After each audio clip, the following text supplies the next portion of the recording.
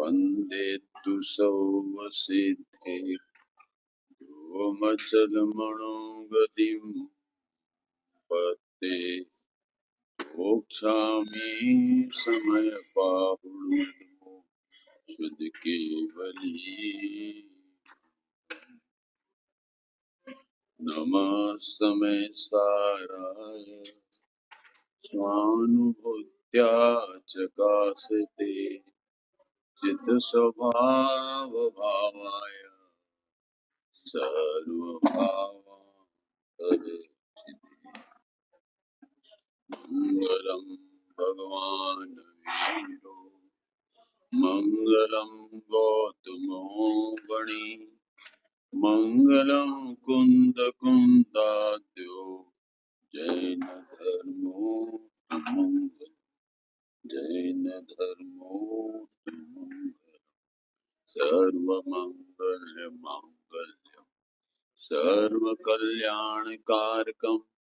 प्रधानम सर्वधर्माणां जैनम जयतु शासनम जैनम जयतु शासनम जैनम जयतु शासनम।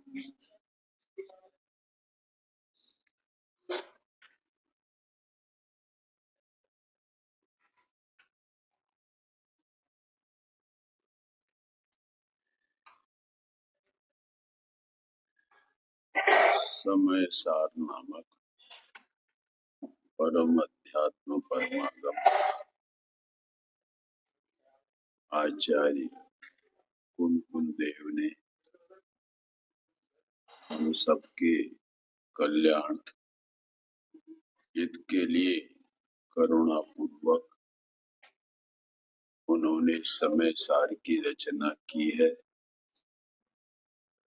इस समय सार के कर्ता कर्म अधिकार जो महत्वपूर्ण अधिकार है, उस महत्वपूर्ण अधिकार की जो महत्वपूर्ण गाथा है, जिस गाथा में हम और आप सब धर्म जिज्ञासु जीव हैं और धर्म जिज्ञासु जीव होने से हम और आप सब अधर्म का नाश करना चाहते हैं और परिणति में धर्म प्रकट करना चाहते हैं, किंतु वो धर्म प्रकट करने की विधि क्या है, उपाय क्या है, साधन क्या है, यह हम और आपको पता और ज्ञात नहीं होने से हम अन्य चीजों को क्रियाओं को करके धर्म मानकर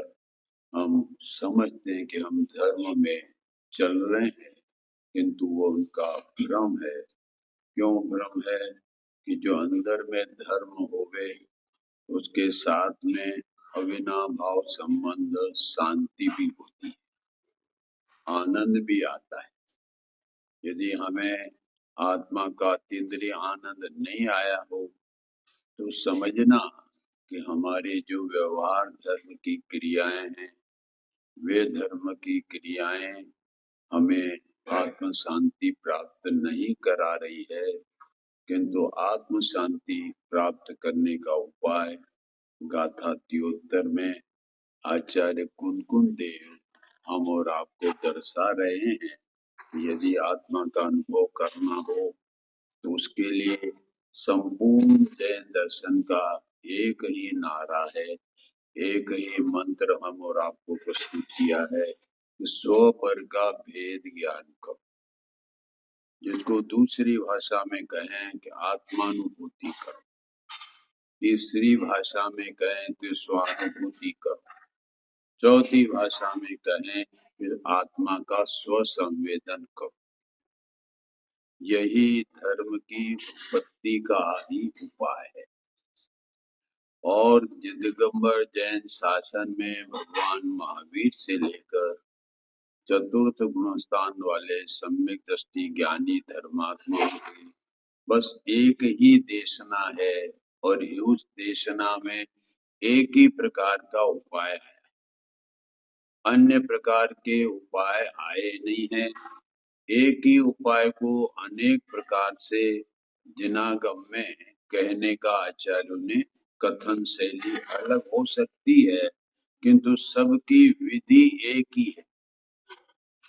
और उसके लिए मैंने कल कहा भी था कि सभी ज्ञानी धर्मात्माओं का नारा एक ही है कि वीतरागता ही धर्म है, और वह वीतरागता स्वानुभूति से प्रकट होती है, और वह वीतराग जो धर्म का है, और इसलिए हमारे अंदर में वह वीतरागता ही पूज्य का भाव आना चाहिए।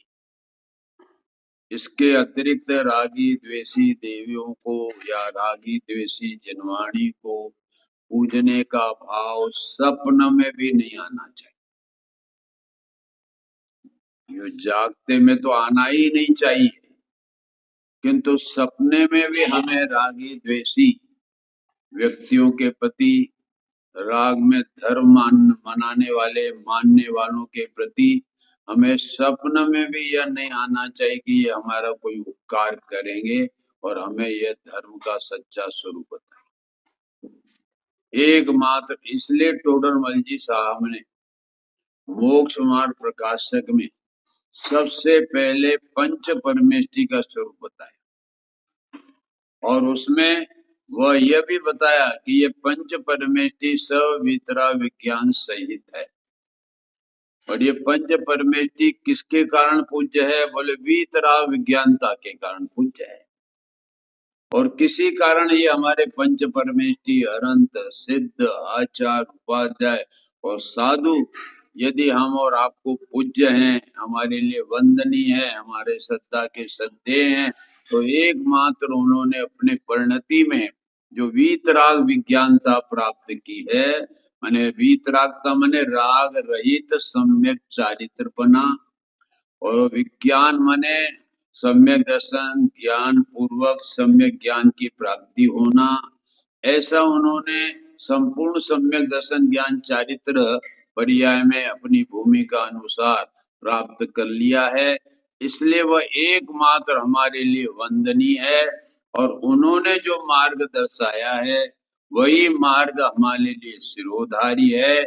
उस पर हम चलेंगे तो हम उस मार्ग में अवश्य अपनी आत्मा की शांति प्राप्त करेंगे, अपने जीवन में धर्म का प्रारंभ करके उसकी वृद्धि और पूर्णता का प्रयत्न भी चलेगा। इसलिए ये बात इस समय सार में आचार्य कुनकुन देव भी, यदि आप धर्म करना चाहते हैं तो बोलो आपके पास क्या उपाय। यहाँ बैठे हैं सब ग्वालियर के भाई बहन, आप धर्म प्राप्त करने के लिए आपने कौन सा उपाय, कौन सी विधि, कौन सा साधन अपना रखा है कि जिस साधन करते करते आपको आत्म धर्म प्रकट हो। इसलिए यहाँ हमारे कुनकुन आचार्य, हमको पता ही नहीं है कि हमें धर्म प्राप्त करने के लिए आचार्यों ने, ज्ञानियों ने हमें क्या नारा दिया है। उस नारे को हम आज तक भी आत्मसात नहीं कर पाए। उन्होंने एक ही नारा दिया है कि यदि धर्म आप प्राप्त करना चाहते हो तो स्व पर का भेद विज्ञान करो, अपना क्या है और पराया क्या है। अपना जो है उसमें अपनत्व करो, और पराया जो है उसमें पर बुद्धि रखो। ये हमारी किंचित मात्र भी हमारी वस्तु नहीं है, चाहे वह दयादान पूजा भक्ति का स्वभाव हो, चाहे वह पंच महाव्रत का स्वभाव हो, चाहे 12 अणुव्रत का स्वभाव हो। जीवन में अशुभ से बचने के लिए ये भाव ज्ञानियों को भी आते हैं, और हम अज्ञानियों को भी यही भाव अपनाना चाहिए। अशुभ से बचने के लिए जीवन में जितने शुभ भाव हमारे द्वारा हो सके ऐसी भावना भाव, वो भले अपनी कमजोरी के कारण नहीं हो पाए, किंतु भावना तो भाव कि मैं प्रतिदिन भगवान की पूजा करूं, पुरुष वर्ग प्रतिदिन मैं भगवान का अभिषेक करूं, भगवान की भक्ति करूं।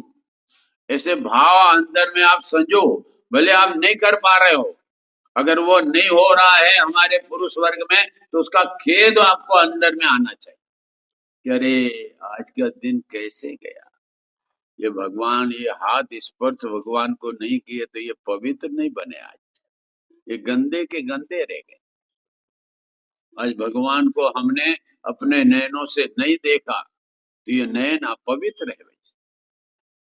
हर चीज इंद्रियों को आप इससे तोलो कि भगवान का हम और आपने दर्शन नहीं किया तो हमारी ना आज आंखें अपवित्र है। हमने भगवान की पूजा नहीं की, अभिषेक नहीं किया तो ये हाथ अपवित्र है। मन हमारा भगवान की पूजा और भक्ति के लिए परिणमित नहीं हुआ तो हमारा मन भी अपवित्र।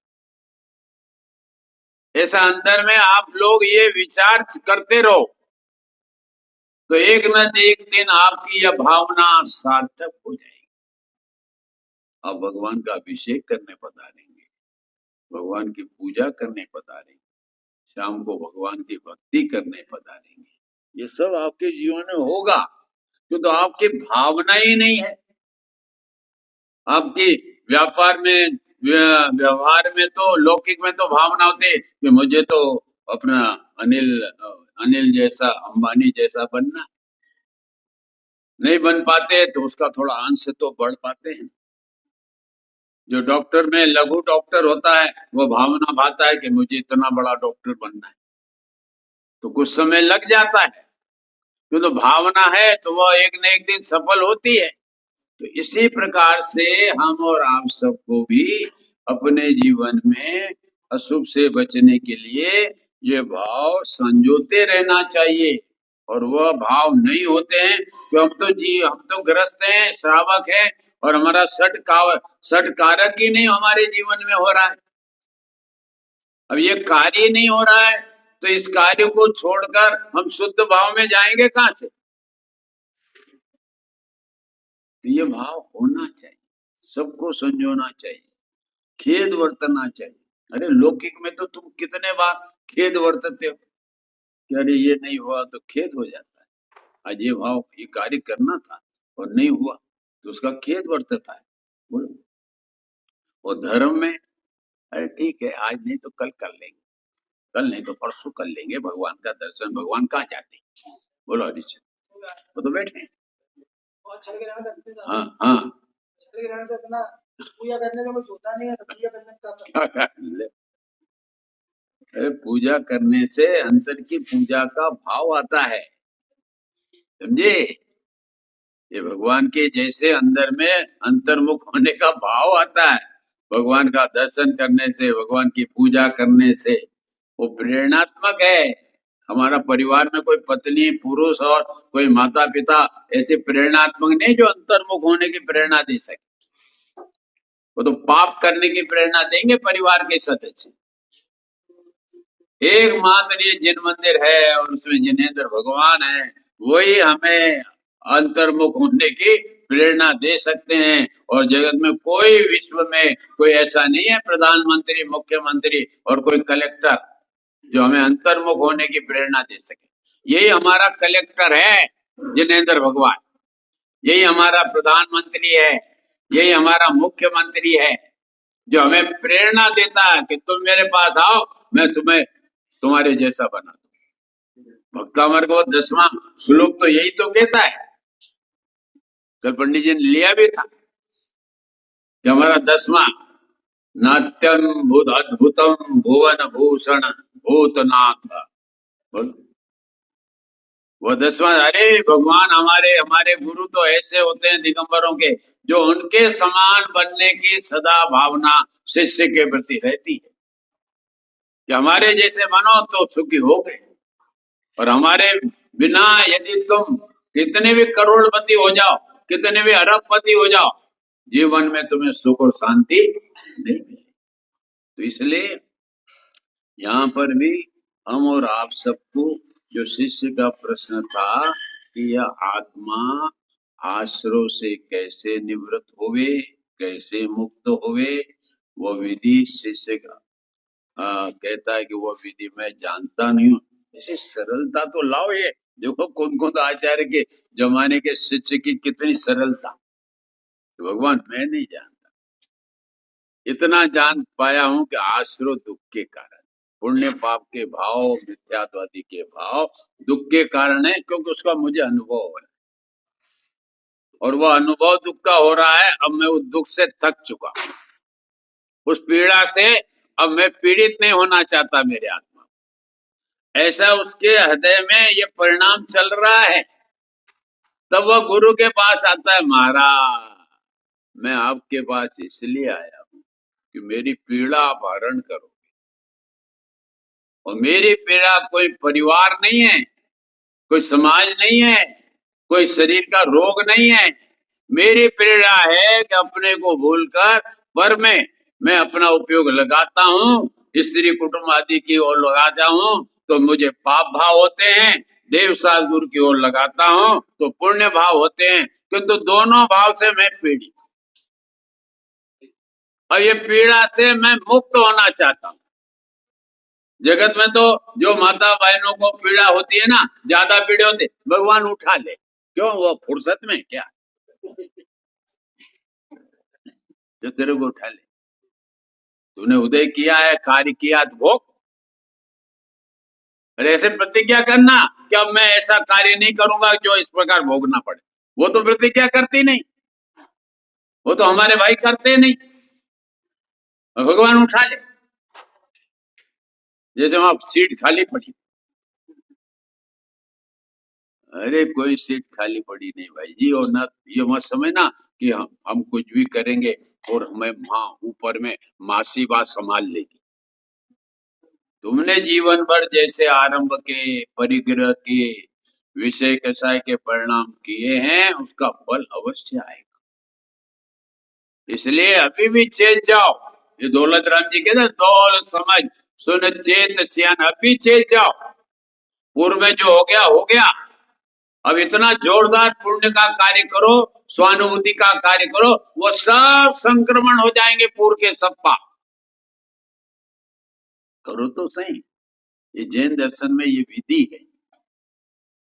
इसलिए वो घबराना नहीं, पाप किया है। अंजन जो जैसा चोर, सप्त व्यसन जैसा चोर, हमारा वह विद्या अपना वहां का जम्बू स्वामी का समय का वो चोर, हाँ हाँ विद्युत चोर, अरे ये सब चोर यार पार कर गए, तो ये क्या ग्वालियर के लोग ने पार होंगे? इन्होंने जीवन में कितना पाप किया है, बोलो बोलो। पिताजी कितना पाप किया? अरे कुछ पाप नहीं किया। उसकी अपेक्षा से, किसकी अपेक्षा से? अंजन चोर की अपेक्षा से। तो फिर क्यों हिम्मत हारना? हिम्मत को आगे बढ़ाओ। नहीं, यह भाव मिला है, भाव का अभाव करने के लिए मिला है, और इसी भाव में भाव का अभाव करने के लिए स्वपर का भेद ज्ञान करूंगा, ये इसकी कला है। और वो स्वपर का भेद ज्ञान कैसे करना, वो हम और आप सब युत्तरवीं गाथा से समझ रहे। देखिए निकालिए, गाथा पढ़ लेते हैं और फिर उसके बाद में टीका का मरु समझते हैं।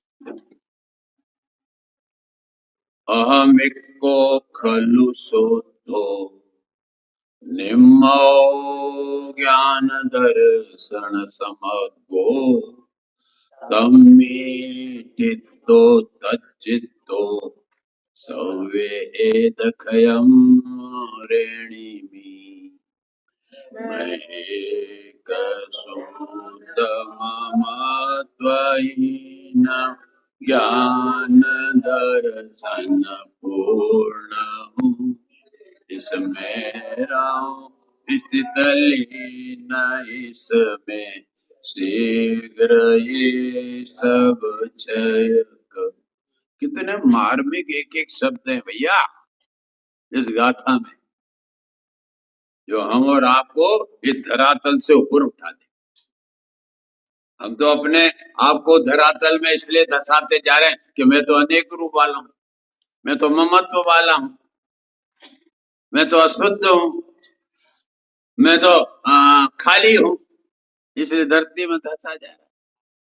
अरे ये विचार करना, मैं एक हूं, ऊपर आ जाएगा। मैं शुद्ध हूं, कभी अशुद्ध हुआ ही नहीं और होऊंगा भी नहीं। मेरा त्रिकाल स्वभाव तो शुद्ध ही है, निर्मल ही है। पानी कभी भी अग्नि का निमित्त पाकर उष्ण रूप हो जावे, किंतु उसका शीतल पने का स्वभाव छोड़ता नहीं है। बोलो, तो इसलिए अपने शीतल स्वभाव को क्यों छोड़ना? अरे बिच्छू जैसे, सर्प जैसे अपने काटने के स्वभाव को नहीं छोड़ते हैं, तो तुम अपने ज्ञाता दृष्टा स्वभाव को क्यों छोड़ देते हो? छोड़ते हो तो बिच्छू से भी गए बीते हो यार। ज्ञाता दृष्टा को सदा आगे रखो, रोटी बनाओ, कुछ भी बनाओ, व्यापार करो, सब करो, मैं तो ज्ञाता दृष्टा। उसका एक प्रयोग तो करो। आज दिन भर में कौन करेगा कि मैं तो जानने देखने वाला रहूंगा। कार्य सब होंगे, रोटी भी बनेगी, दाल भी बनेगी, साग भी बनेगी, व्यापार भी चलेगा, सब बनेगा, किंतु मैं तो ज्ञाता दृष्टा रहूंगा, जानता देखता रहूंगा। कपड़ा होगा तो उसको मापूंगा भी, कपड़ा ग्राहक को बताऊंगा भी, किंतु जानते हुए मैं तो इसका जानना, इसका करने वाला नहीं हूं। इसकी क्रिया स्वयं पुद्गल की हो रही है, बस उस क्रिया को मैं जानने वाला हूं। अरे बहुत शांति मिलेगी। आप प्रयोग नहीं करते, प्रयोग करें तो आपको ये जिनवानी कहती है अवश्य शांति मिलेगी। अब नहीं, आप उसके स्वभाव, अपने स्वभाव को भूल जाते हो। ये मैंने को अच्छी अच्छी रोटी बनाई, मैंने दाल बनाई, मैंने ये कपड़ा अच्छा उसको बेचा। अरे क्या बेच सकता नहीं है, कुछ कर नहीं सकता, और जबरदस्ती का हमपना लादे फिरते हुए धरती में धर्रा रहा है। चलिए अपन बात करते हैं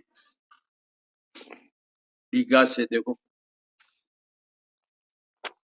पढ़ो सब टीका। मैं यह प्रत्यक्ष अखंड अनंत चिन्मात्र ज्योति आत्मा अनादि अनंत नित्य उदय रूप विज्ञान घन स्वभाव भावत के कारण, मैं रोज इसलिए पढ़ाता हूं कि ये याद तो हो जावे तुम्हें।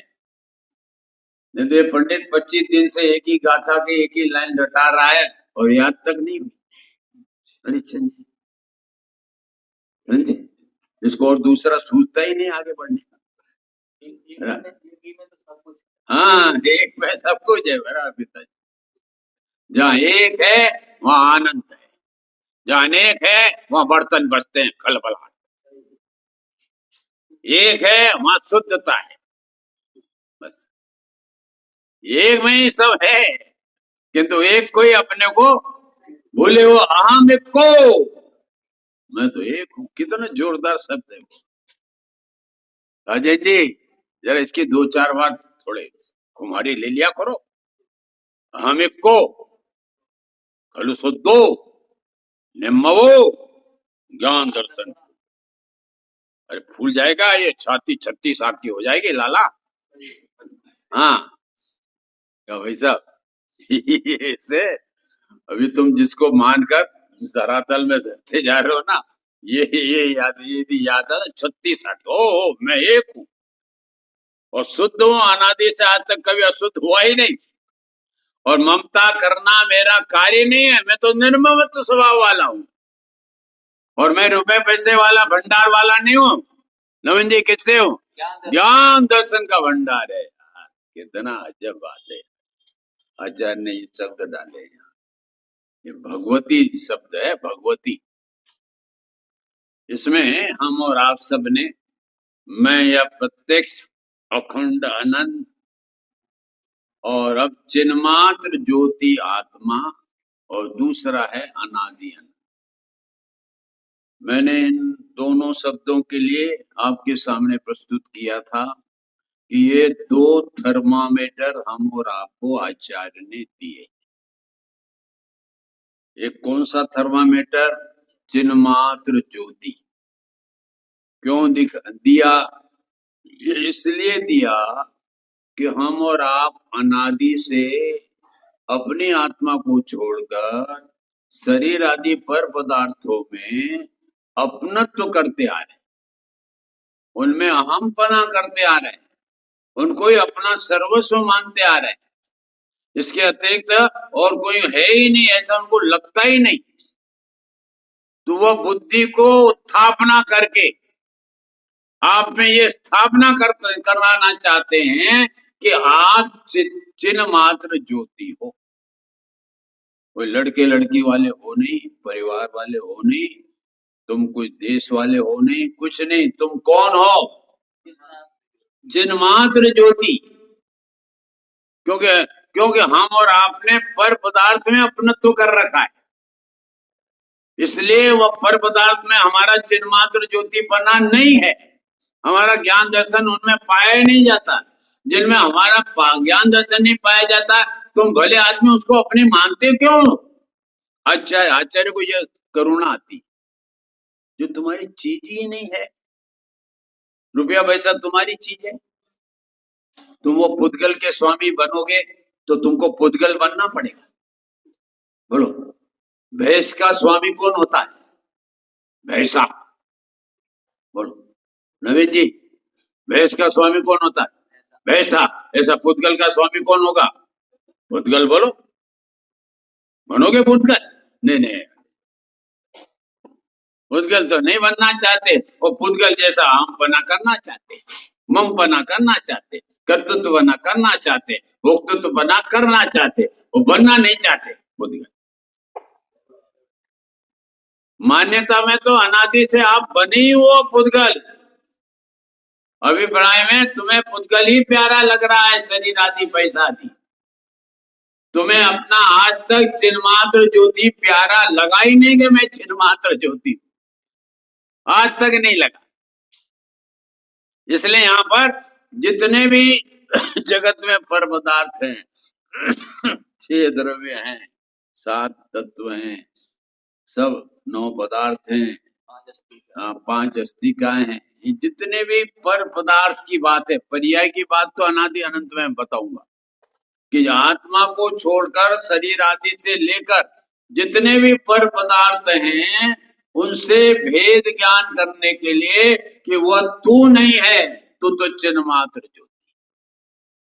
क्योंकि यह जीव अनादि से अपने को भूलकर किसमें एकत्व करता आ रहा है? बोलो, ये शरीर आदि, ये स्त्री कुटुंब आदि पर पदार्थों में एकत्व करता आ रहा है। तो उस एकत्व को किसके माध्यम से छुड़ाया जाए?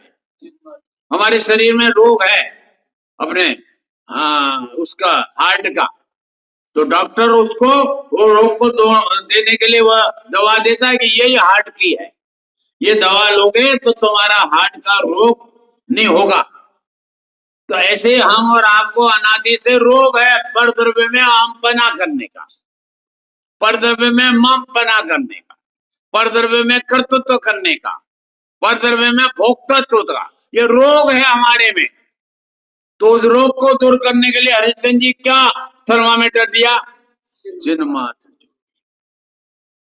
ये थर्मामीटर को आगे रखोगे तो तुम इन पर पदार्थों में हम मम और कर्ता भोक्तावधि स्थापित नहीं करोगे और तुम्हारा स्वभाव अकर्ता और अभोक्ता रूप परिणमित होकर मोक्ष मार्ग में गमन करने।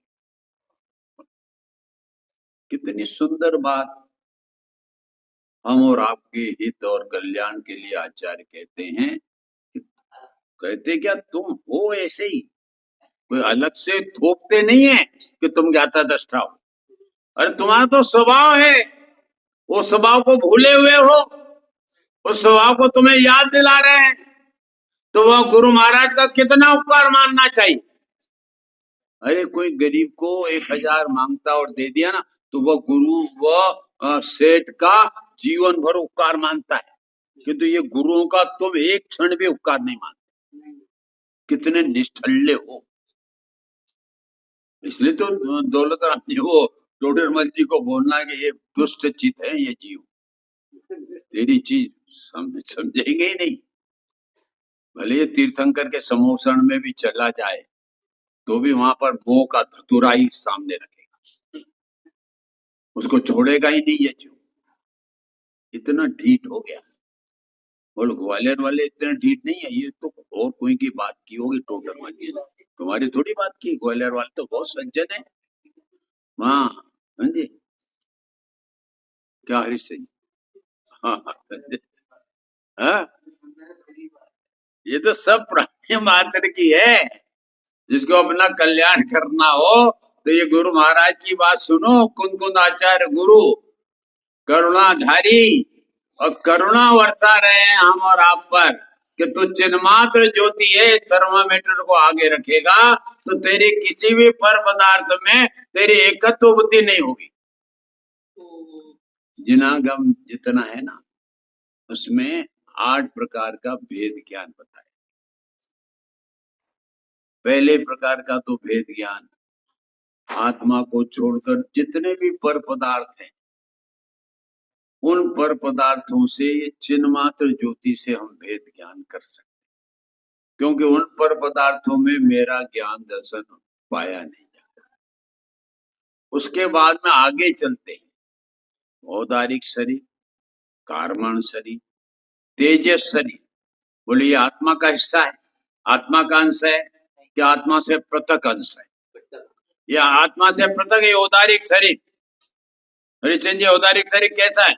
नव द्वार भय घिनकारी असदेह करे।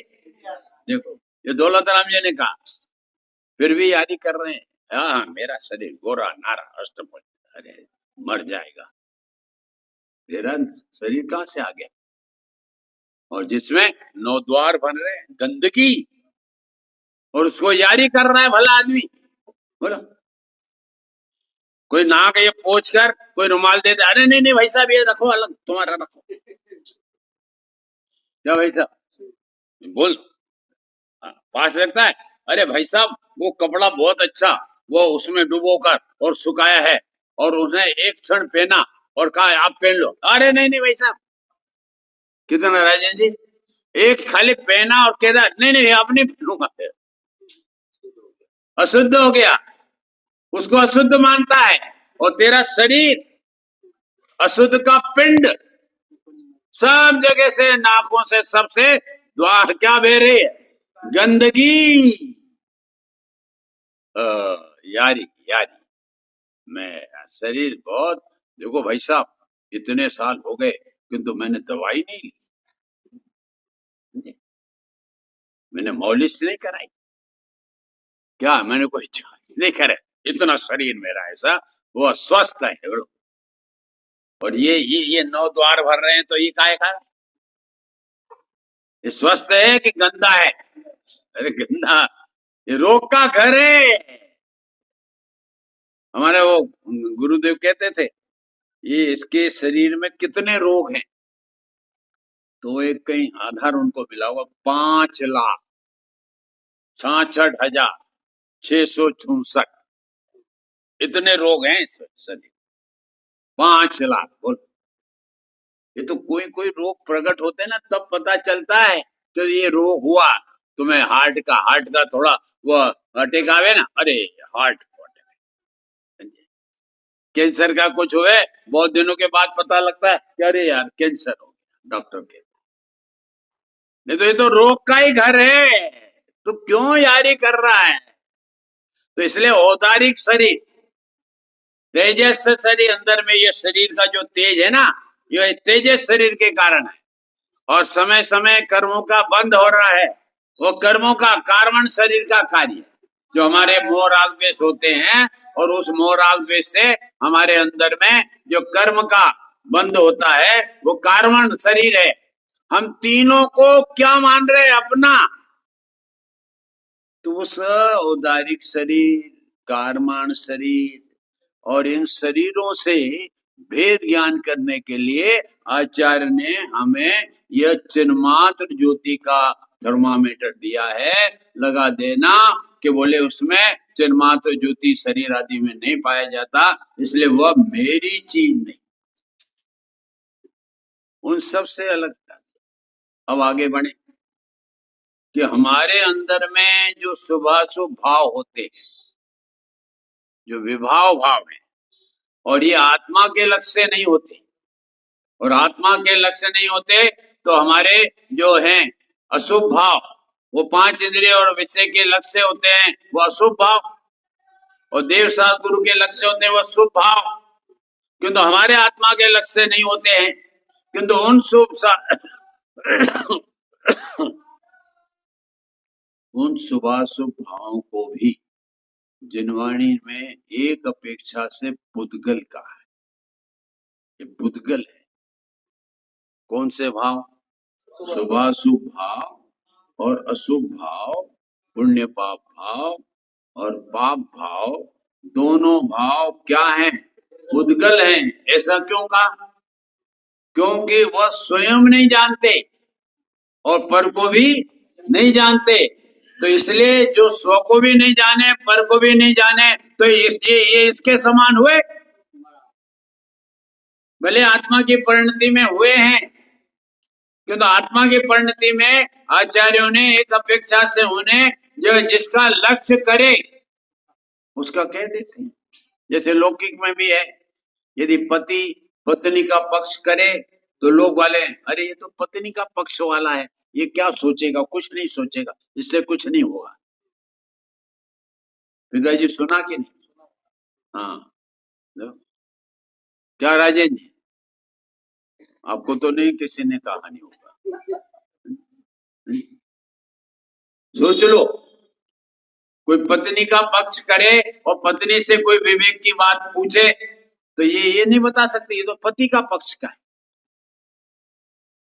जिसका जो पक्ष करेगा उसको उसका कहने में आता है। ऐसे ये शुभाशुभ भाव आत्मा का पक्ष नहीं करते, आत्मा का लक्ष्य नहीं करते, आत्मा में दक्षता नहीं करते, तो इसलिए ये पुद्गल परमाणु का पक्ष करते हैं, उसका दक्ष करते हैं, उसका लक्ष्य करते हैं। इसलिए यह सब शुभाशुभ भाव पुद्गल के। ऐसा समझकर स्वच्छंद नहीं होना बापू।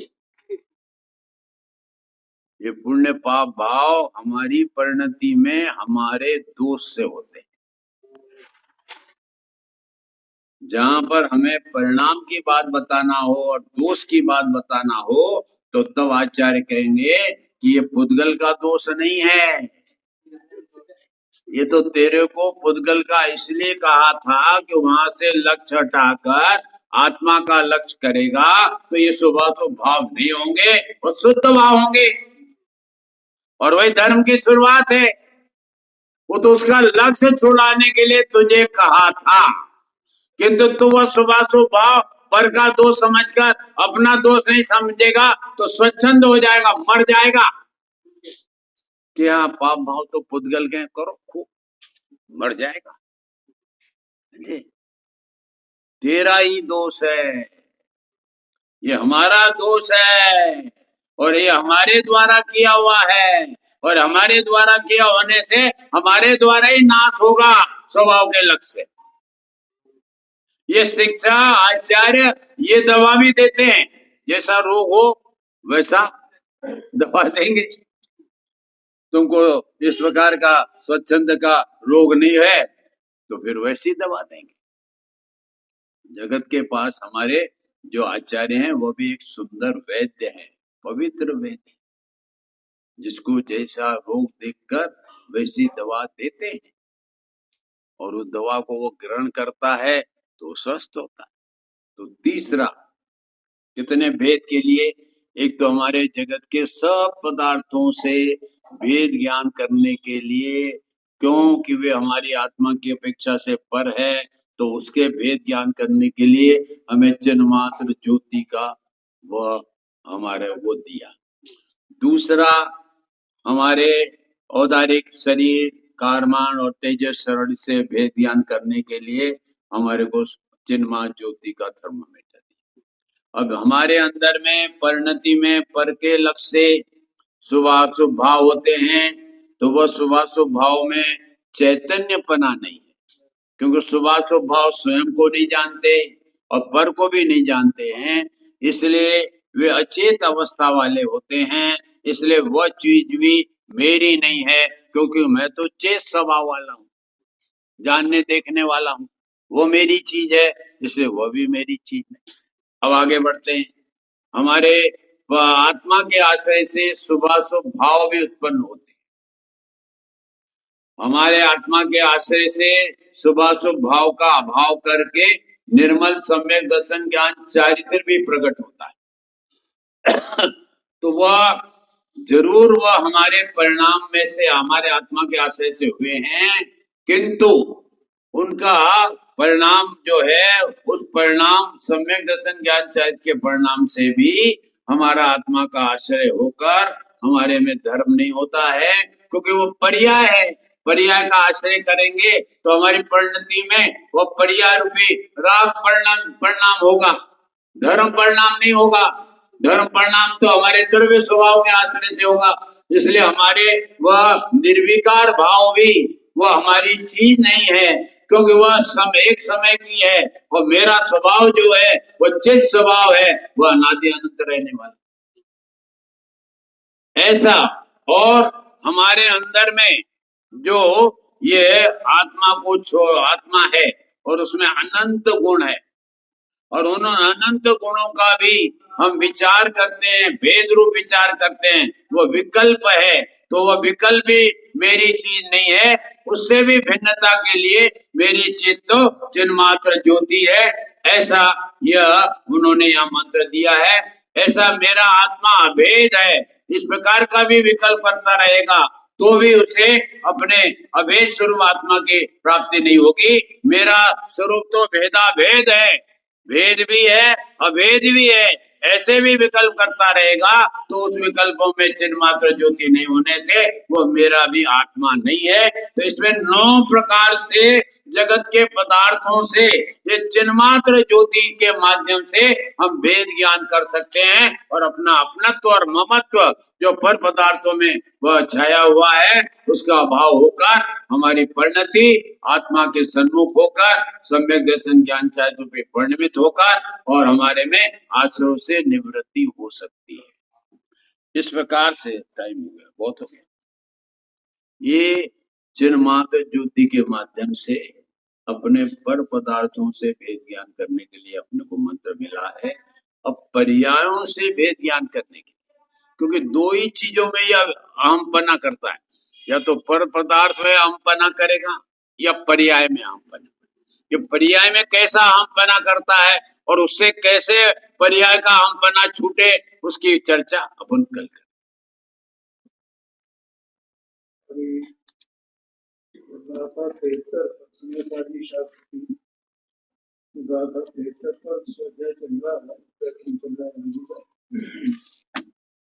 इसका गाथा लिखने का उद्देश्य आचार्य ने बताया है और टीकाकार ने उसको अंडरलाइन किया। तो क्या उद्देश्य है, उसके ऊपर प्रश्न आया है। याद है किसी को कि गाथा लिखी 73 नंबर की, उसके ऊपर प्रश्न क्या था?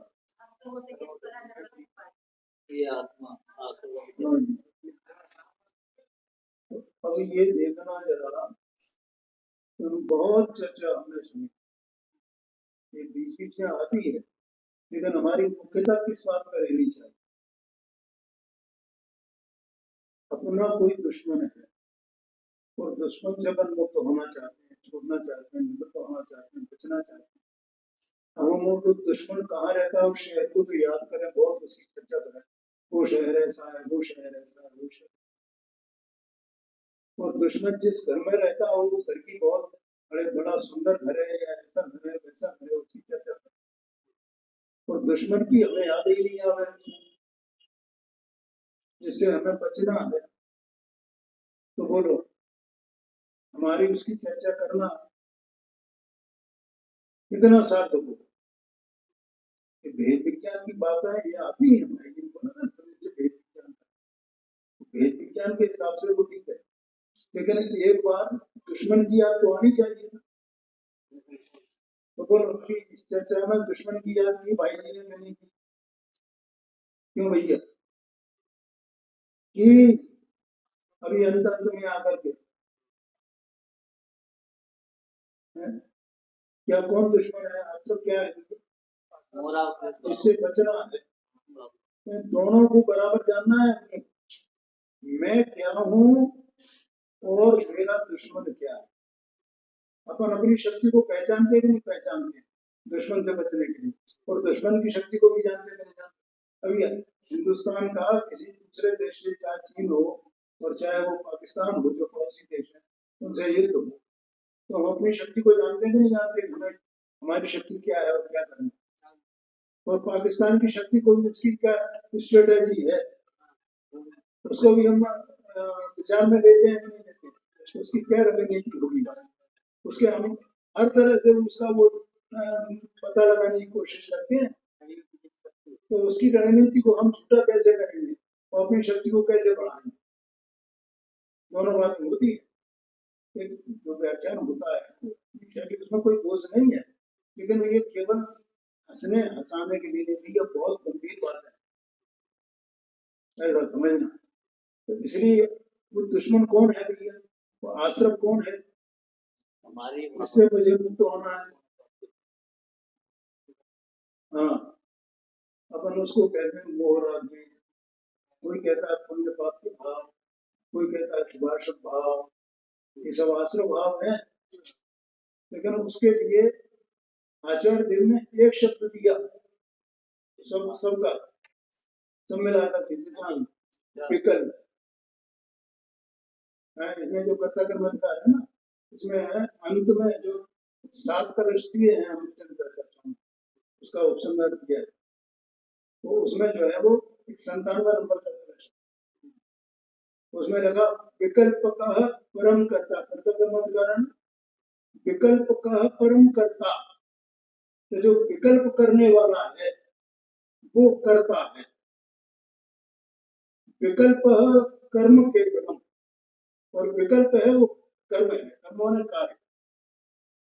तो कर्ता कौन है, जो विकल्प कर रहा है, विकल्प करने वाला कौन है, देह मनवाणी है।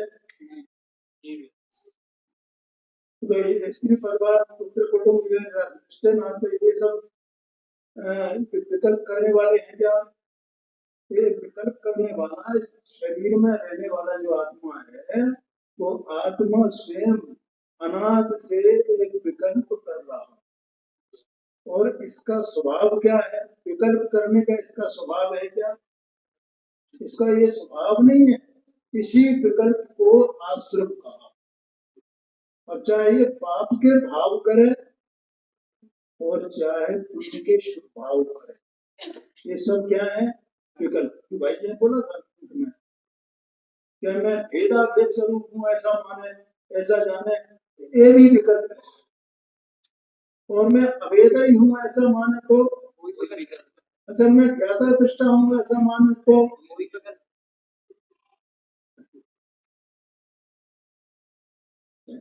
अब जैसे अपन ये पढ़ रहे हैं ना, देखो भाई जी तो ये कहते भैया तुमने ये पढ़ा नहीं है, तुम्हारे चित्त में तो बैठना चाहिए, प्रैक्टिकल की बात करते हैं ना, कम से कम तुम्हें एक दो बार 2-4 बार याद तो आ गई, ठीक है कि हमने क्या पढ़ा क्या सुना, तो तुम्हें याद ही नहीं आ गया मैंने आज क्या पढ़ा क्या सुना।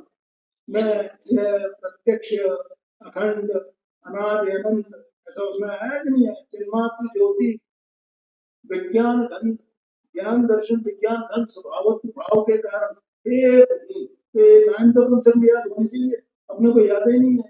लाइन को घर शुद्ध तो अरे प्रैक्टिकल करने का मतलब भैया ये है, उससे कहीं तुम ज्ञाता दृष्टा सम्यक दृष्टि नहीं हो जाओगे।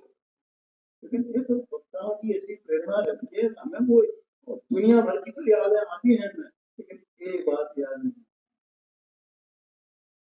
तो इसलिए उसको याद भी करना और उसमें इतना भी नहीं मान लेना कि हम सब कुछ हो गए और ज्ञाता दृष्टा हो ही गए। अरे जो ज्ञाता दृष्टा हो जाता है वो अंदर भैया वो बढ़ता रहता है। बड़े चक्रवर्ती ज्ञाता दृष्टा था कि नहीं था, वो 96,000 रानियों के बीच में रहता था है, और कितने वो 60,000 परसेंट लगाया उसमें कायम वो दिग्विजय में, तो वो लगता था तो अभी को अंदर में ज्ञाता दृष्टा तो कैसा होगा उसका। इसलिए ये सब बातें कही जाती हैं, वो अपने लिए आगे बढ़ने की, तो हम तो इस स्तर पर भी नहीं आए अभी कि हमें कोई शब्द की याद है, ऐसा समझ लें। इसलिए आश्रम का स्वरूप भी जानना और उसको भी जानना।